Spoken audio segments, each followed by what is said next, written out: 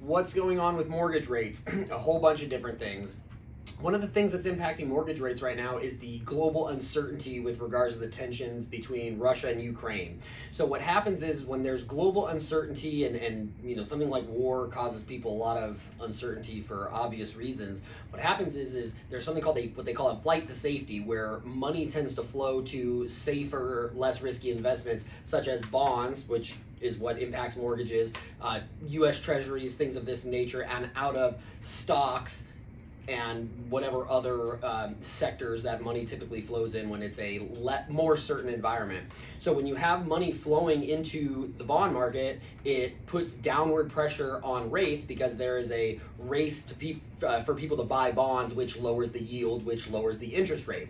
Now, the interesting thing is on the flip side of that, inflation, the inflation number that came in today was that inflation was up 7.9% year over year. This is not new news. We are seeing these high inflation numbers come in and month out. It's all over the news, and we see it, at the gas pump. We feel it in the food prices, in the prices of rent, housing, all these different things. So there's this upward inflationary pressures where prices of everything is going up. And what the Fed tends to do when there's an inflationary environment is they raise interest rates because they're trying to take money out of the market. So the increase in interest rates and some other federal policy, it's a tailwind which will push rates up further.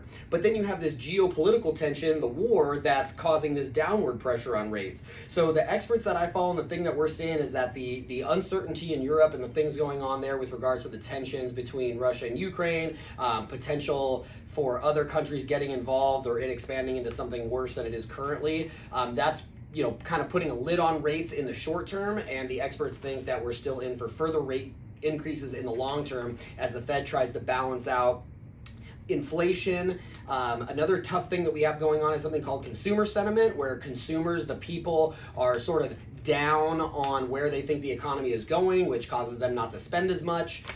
So there's a variety of things going on, federal policy, geopolitical tensions, and things all over the world where, there are some things that would cause historically an uptick in rates and some things that are trying to keep rates low, and so it's just volatile times. We see it tick up a little bit and then pull back a little bit, but in the long term the experts do seem to agree that rates are going to continue to go up. So if you're a home buyer and you're on the verge of buying something, lock in your rate as soon as you can. For the rest of you, it's sort of unique to your exact situation. In fact, for everybody, the interest rates and the financial mechanics of home buying is unique to every single person's financial situation.